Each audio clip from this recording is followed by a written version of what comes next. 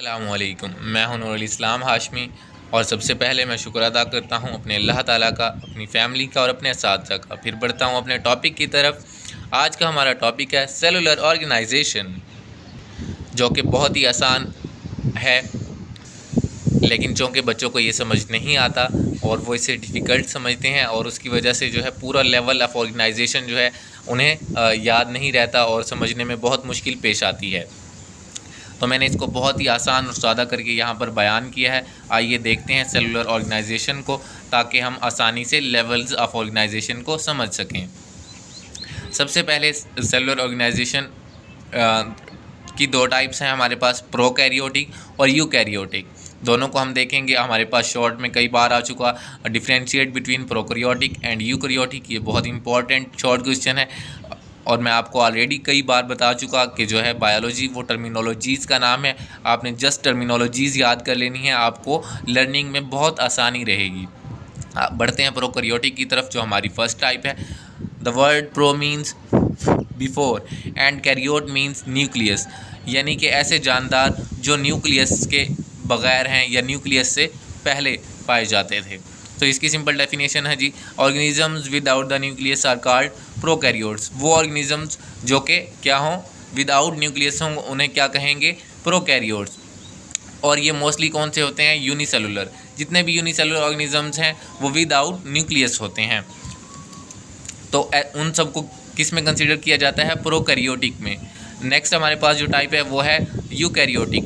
You का जो literal meaning है वो है जी हमारे पास ट्रू, एंड कैरियोटिक का लफ्जी जो लिटरल मीनिंग है वो है न्यूक्लियस। ये कैरियन से निकला हुआ लफ्ज़ है, ठीक है, जिसका लफ्जी मतलब होता है न्यूक्लियस। तो ऐसे जानदार जिनके पास क्या होगा, ट्रू न्यूक्लियस मौजूद होगा, उनको क्या कहेंगे, eukaryotic. Organisms with the nucleus are called eukaryotes.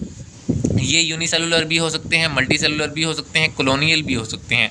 तो ऐसा नहीं है कि यूनिसेलुलर के पास लाजमी नहीं है कि न्यूक्लियस ना हो। बहुत से यूनिसेलुलर ऐसे भी हैं जिनके पास न्यूक्लियस हो सकता है। मल्टी सेलुलर तो ऑलवेज कंपलसरी है कि उनके पास न्यूक्लियस होगा, और कॉलोनियल के पास भी जो है हमारे पास न्यूक्लियस मौजूद होता है। तो यूनिसेलुलर और मल्टी सेलुलर की भी डेफिनेशन कई बार आ चुकी, ये भी बहुत इंपॉर्टेंट है, एक बार इसे भी देख लेते हैं जी। यूनिसेलुलर में जो हमारे पास ऑर्गेनिजम्स होते हैं उनके पास सिर्फ uni means one, uni means one, and cellular means एक सेल रखने वाला। तो वो जानदार जिनके पास सिर्फ एक हमारे पास सेल होगा उसे कहेंगे unicellular. One cell make life, सिर्फ एक सेल पूरी ऑर्गेनिज्म की क्या है, लाइफ बनाएगा। All activities carried by one cell only, जितनी भी एक्टिविटीज़ होंगी उस सेल की, उस जानदार की, ऑर्गेनिज्म की, वो कौन कंट्रोल कर रहा होगा, सिर्फ एक सेल। तो that will be called unicellular. और इसकी एग्जांपल हमारे पास है अमीबा। मल्टी सेलुलर की तरफ बढ़ते हैं जी। मल्टी सेलुलर में मोर सेल्स मेक लाइफ, तो दो या दो से ज़्यादा सेल्स होंगे वो जो है हमारे पास ऑर्गेनिज्म की लाइफ बनाएंगे, उसको कहेंगे मल्टी सेलुलर। और जितनी भी एक्टिविटीज़ उसके अंदर हो रही होंगी, activities are carried by the different cells, tissues and organs. और इसकी एग्जांपल हमारे पास फ्रॉग है, जिसमें कई टिश्यूज़, सेल्स पाए जाते हैं और ऑर्गन्स पाए जाते हैं, तो वो एक मल्टी सेलुलर है। तो ये हमारे पास सेलुलर ऑर्गेनाइजेशन बहुत ही आसान टॉपिक था। आई होप सो आपको समझ आ गया होगा। और जिसको ये सेलुलर ऑर्गेनाइजेशन समझ आएगा वो ही इसके लेवल्स ऑफ ऑर्गेनाइजेशन समझ सकेगा। तो दुआ करता हूँ आप सबके लिए, आप भी दुआ कीजिएगा, दुआ में याद रखें।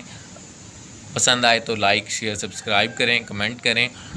Thank you so much. अल्लाह हाफिज़, फ़ी अमानिल्लाह। अपना ख्याल रखें। मिलते हैं अगले लेक्चर में।